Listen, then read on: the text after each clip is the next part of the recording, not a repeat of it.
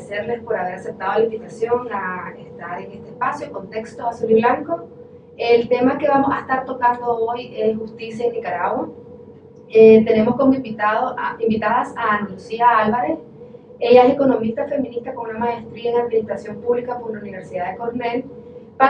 Ella forma parte de la plataforma Monitoreo Azul y Blanco y parte de la unidad de registro desde julio del 2018. Es un espacio donde colabora como defensora de derechos humanos y activista. Azalia Solí, feminista nicaragüense y jurista graduada en la Universidad Centroamericana. Es integrante de la Alianza Cívica por la Justicia y la Democracia.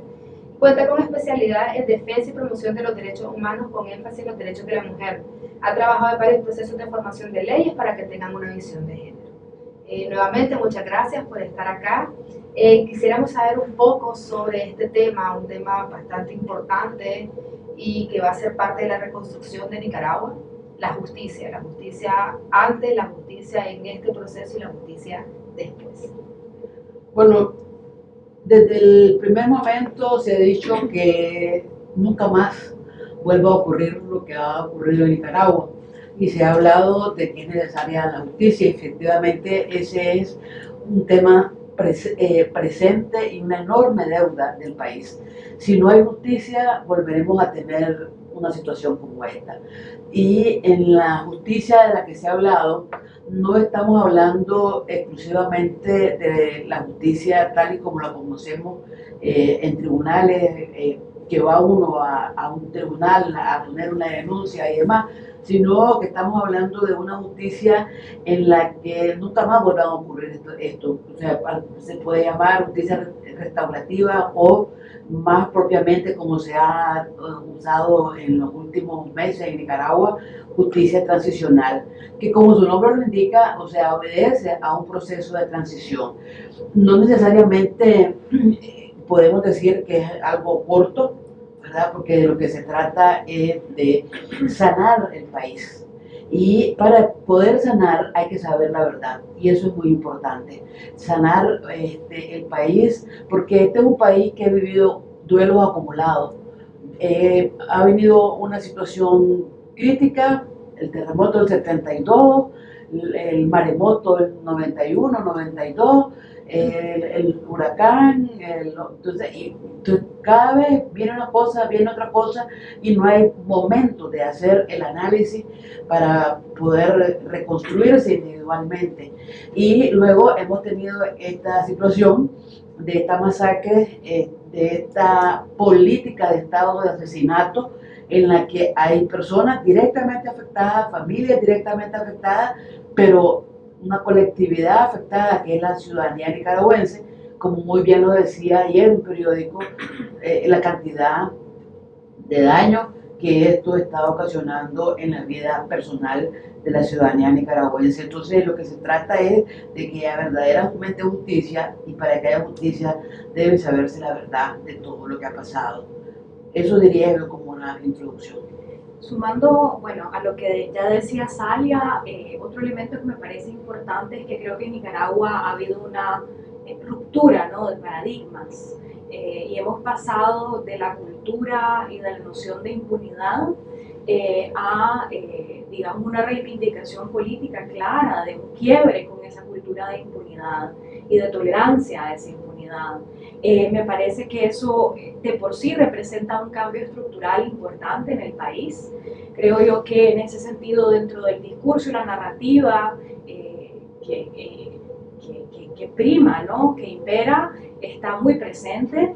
Y yo creo que no puede haber un proceso de transición sin que eso suceda. Es decir, yo creo que en ese sentido los y las nicaragüenses estamos y necesitamos seguir haciendo un proceso de fiscalización importante, por un lado, de lo que vaya a ser el proceso de transición, en el sentido de poner nuestros máximos, ¿no?, en términos de justicia, pero también de hacer todas las acciones desde ya, que ya se están haciendo, y creo que tenemos distintos ejemplos de situaciones, acciones y proyectos que se están haciendo desde las distintas agrupaciones de víctimas, desde las distintas agrupaciones de sociedad civil y política, para garantizar que efectivamente eso no suceda. Y además creo yo que también hay claridad de los enfoques en los que también quisiéramos que esa justicia de alguna forma se vaya construyendo en Nicaragua.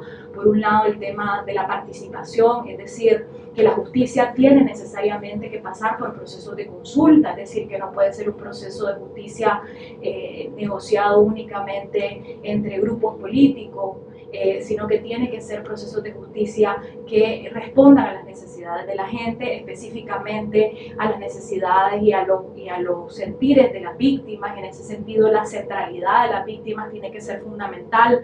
El tema del enfoque multicultural, es decir, somos un país diverso. La represión no solamente pasó en Managua, en el Pacífico, sino que hay un conjunto de otros elementos culturales, étnicos, etcétera, que son importantes de tomar en cuenta. Otro elemento también es el enfoque de género, es decir, hay relaciones de poder que se entretejen y que hacen que la violencia de Estado nos afecte de forma diferente a las mujeres y a grupos de la diversidad, y eso es fundamental tomarlo en cuenta.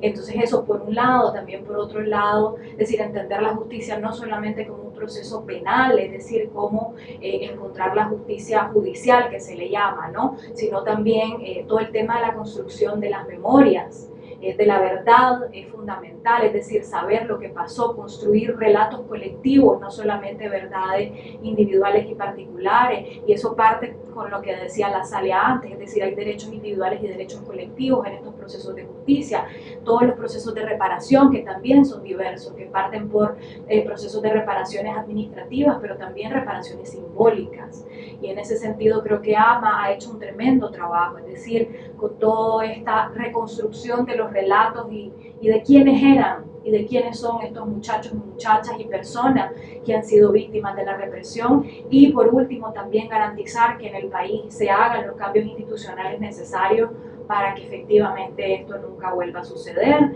y eso pues parte por un montón de estrategias, ¿no? y de acciones. Muchas gracias. Dentro del proyecto tenemos abierto nosotros siempre preguntas a la sociedad, sobre todo estas consultas, dudas, cuestionamientos que hay. Dentro de ella tenemos a Ana Francis, de 23 años. Hemos escuchado mucho acerca de la justicia transicional. ¿Qué nos pueden decir sobre eso? ¿Cómo funciona? ¿Qué significa? ¿Cuánto tarda? Eso. Mira,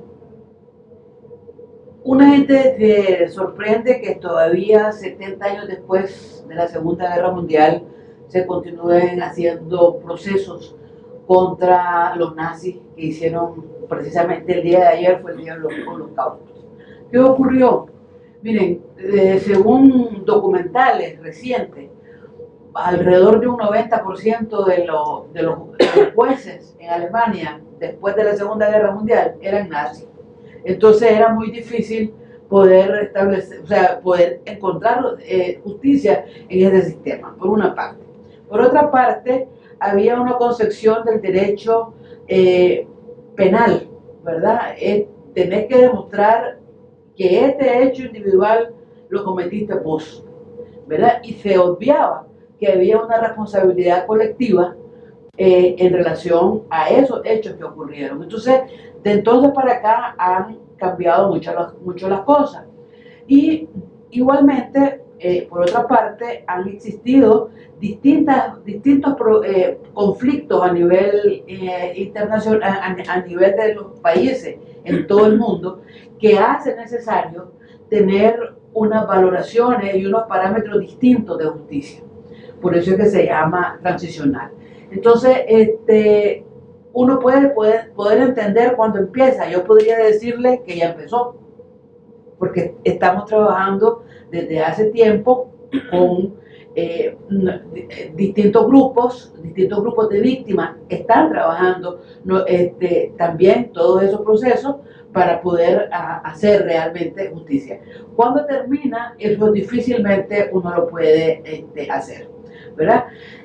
Pero sí es importante decir que en esto de la justicia transicional se cambian, hay parámetros distintos, porque lo que queremos es encontrar justicia profunda, una justicia profunda que trasciende al individuo, ¿verdad? Que tiene que impactar al individuo del presente, pero tiene que impactar a las siguientes generaciones.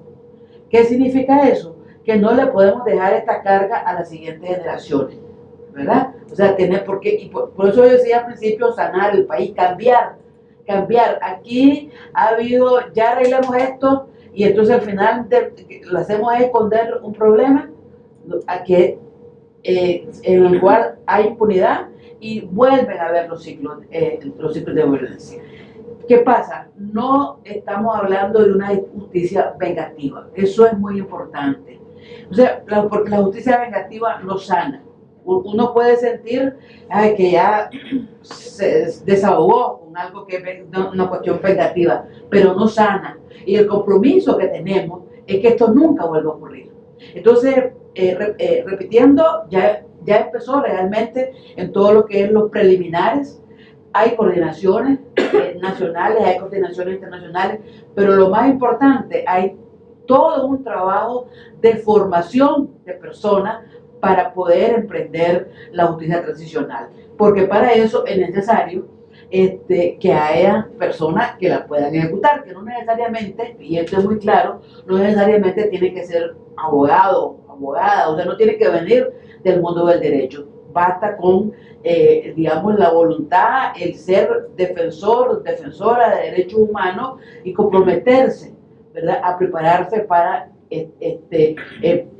hacer las acciones que haya que hacer en el momento en que sea posible. Entonces, ¿podremos hacer justicia con este sistema que tenemos? Es bastante complejo.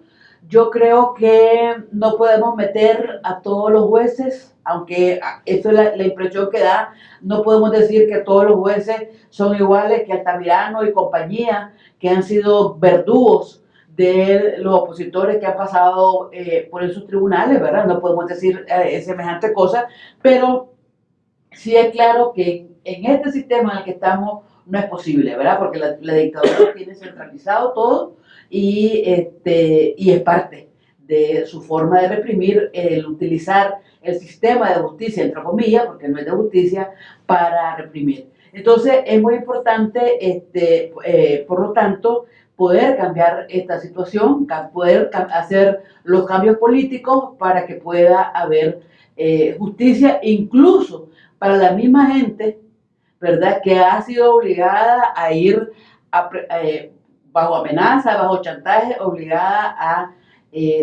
a decir denuncias falsas, etc. Entonces, recalco, no es una justicia vengativa, porque esa justicia vengativa sacia algo individual inmediato, pero no responde los problemas profundos de injusticia histórico que tiene Nicaragua. Y el compromiso es cambiar Nicaragua. Sí. Bueno, tal vez sumando a esto también es que, bueno, no hay una fórmula única tampoco para establecer un proceso, digamos, en este caso de justicia transicional. Hay diversas experiencias con diversos aprendizajes alrededor del mundo y en distintos momentos históricos. Yo creo que otra cosa importante ahí es que Nicaragua se inserta en este proceso en un momento en donde hay un techo, digamos, mucho más alto del que, digamos, el momento en que se insertaron otros países. Entonces, en ese sentido, yo creo que los y las nicaragüenses tenemos que aspirar a efectivamente poder superar esas experiencias, digamos, que han logrado poder contemplar la mayoría de estos elementos en términos de la justicia entendida como procesos restaurativos, pero también como procesos integrales y holísticos. En este caso, por ejemplo, la experiencia colombiana, que si bien también hay elementos, digamos que hay un conjunto de elementos importantes de mejora, sí, digamos, se entiende como uno de los procesos que logró tomar muchos de estos enfoques o componentes diversos en términos de verdad, en términos de justicia penal, en términos de reparación, etcétera, ¿no? Entonces, en ese sentido, nosotras nos insertamos a estos procesos en un momento histórico que nos llama también a superar con creces estos, digamos, techos en los que la humanidad insertarnos más allá de eso y que las personas que han sido víctimas de estos crímenes atroces puedan encontrar también, digamos, procesos de sanación, ¿no? Sí, muchas gracias. Nos llegó otra consulta, no nos quisieron dar el nombre. Para poner una denuncia, ¿a quién se abocan?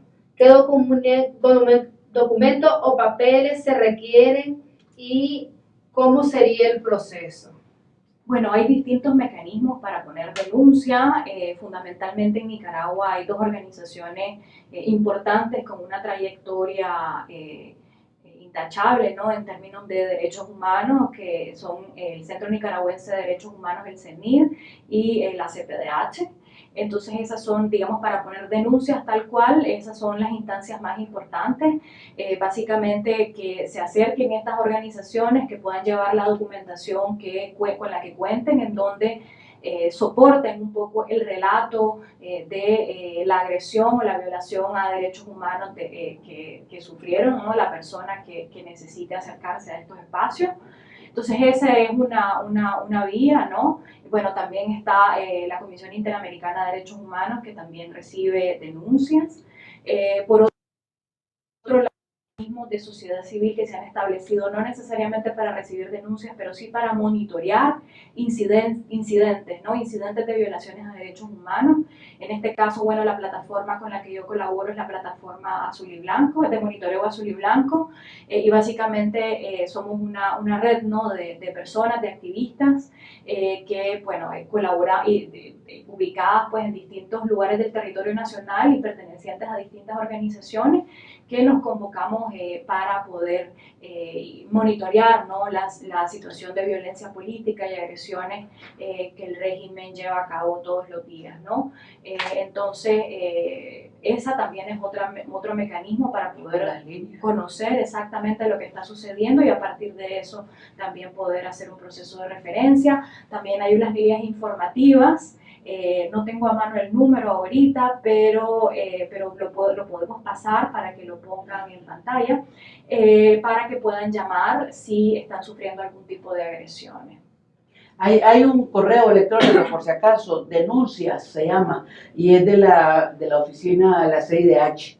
Fíjense bien que diga OAS, ¿verdad? .org, la segunda parte después del arroba, porque hubo un momento en que la dictadura quiso inventar un correo para sacar información. Entonces es un correo de la CIDH que está en la Organización de Estados Americanos. Entonces se llama denuncia, ahí que también hay un medio para eso. Muchas gracias. Y antes de finalizar, tenemos a Gustavo, de 35 años. ¿Cómo es posible tener justicia con el sistema actual? Que era un poco lo que ya nos mencionaba Salia. Y también ya a Daniel Ortega y a su organización o gobierno se le ha declarado como violadores de derechos humanos y que han hecho crímenes de lesa humanidad. ¿Cuál es el proceso de esa denuncia? El haberlo declarado como crímenes de lesa humanidad, ¿qué es lo que pasa? ¿Cuáles son los siguientes pasos?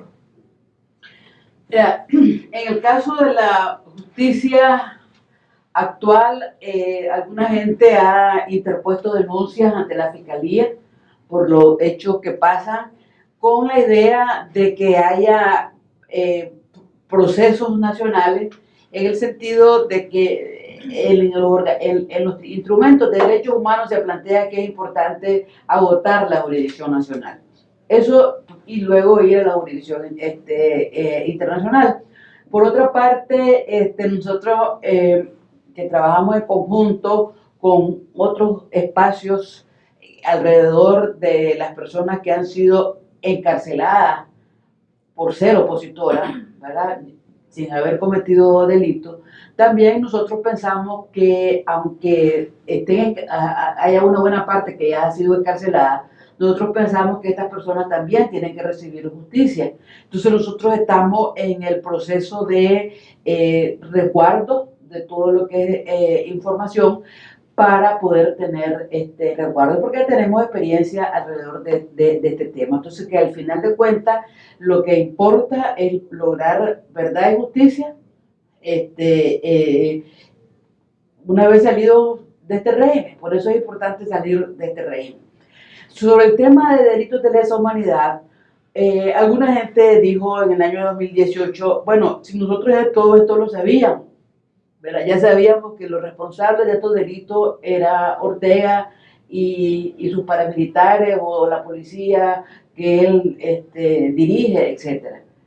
Y la verdad es que aquí se habían cometido anteriormente, el 18 de abril, muchos delitos. Pues podemos decir, en el norte del país, el campesinado fue sistemáticamente violentado y muchos asesinados. Podemos recordar el caso de la mochila, ¿verdad? Y de gente que venía de haber estado en la contrarrevolución en los años 80, que fueron asesinadas de manera bien fea, pues antes del 18 de abril.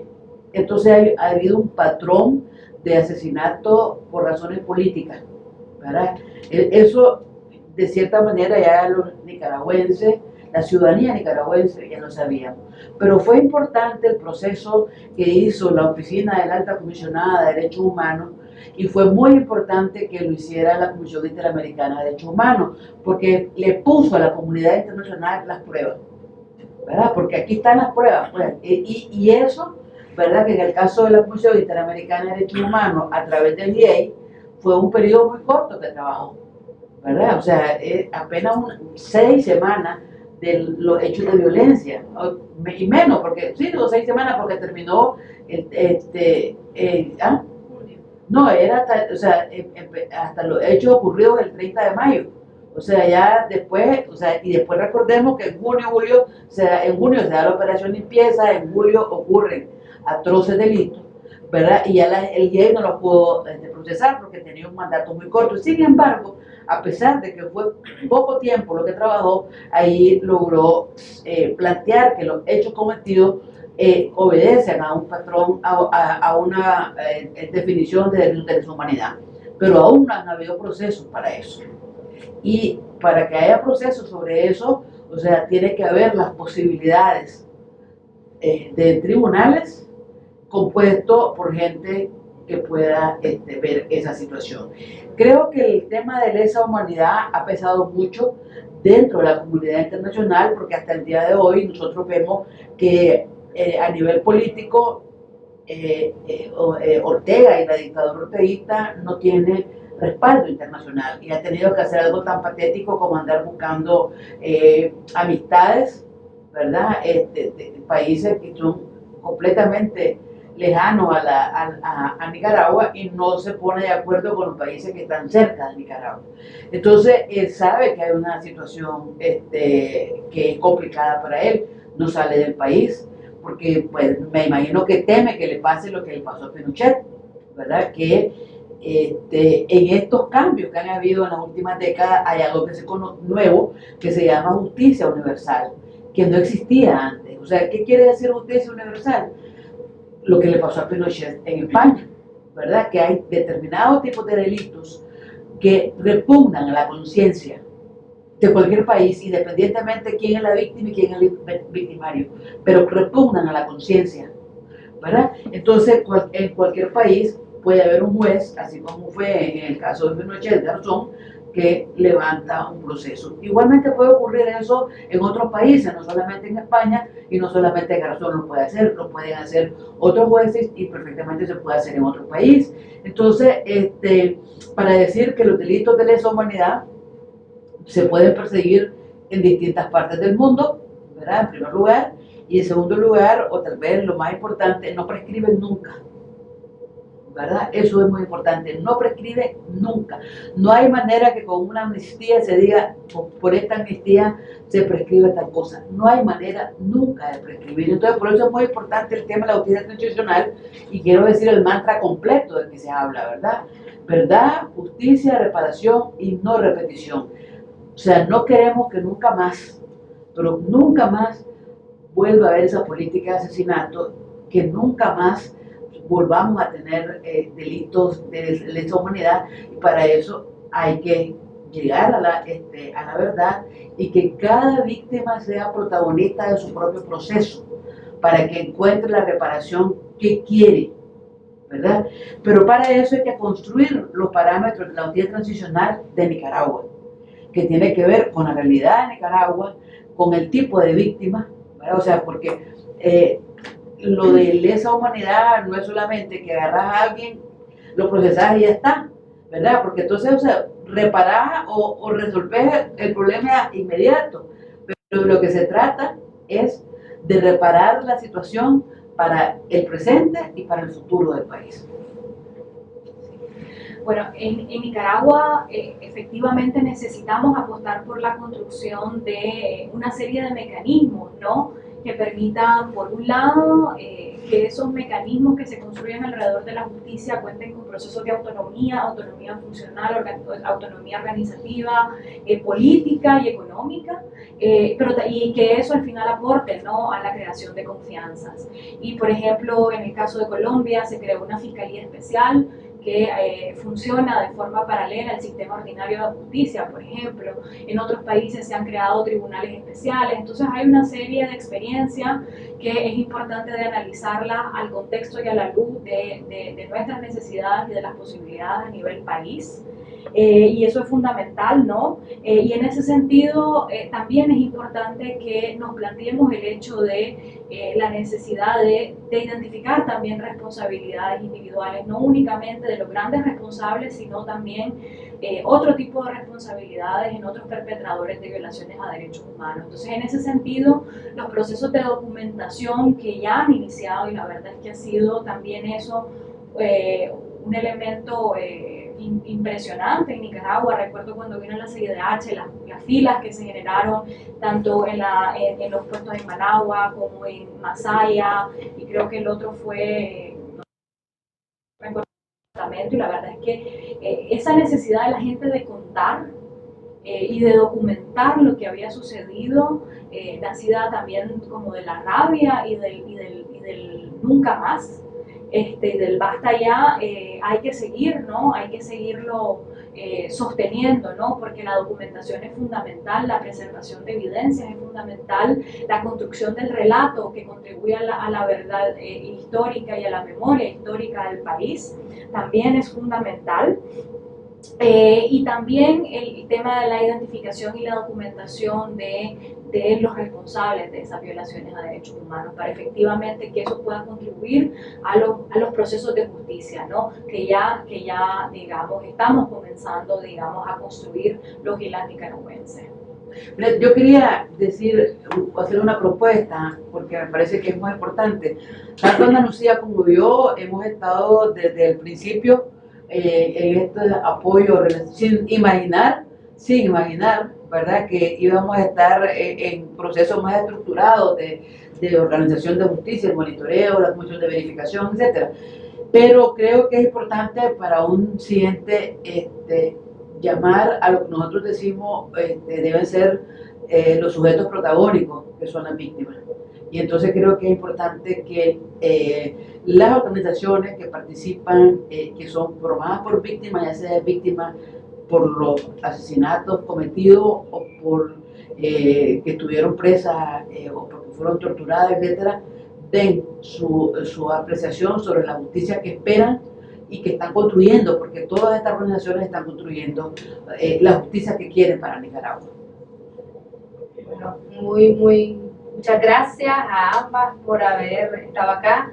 Eso último, Azalia, la verdad es que ya anotadísimo, es cierto, tienen que ser ellos los protagónicos y ellas que nos digan qué es lo que esperan. Buenas tardes y muchas gracias. Muchas gracias por la invitación y el espacio.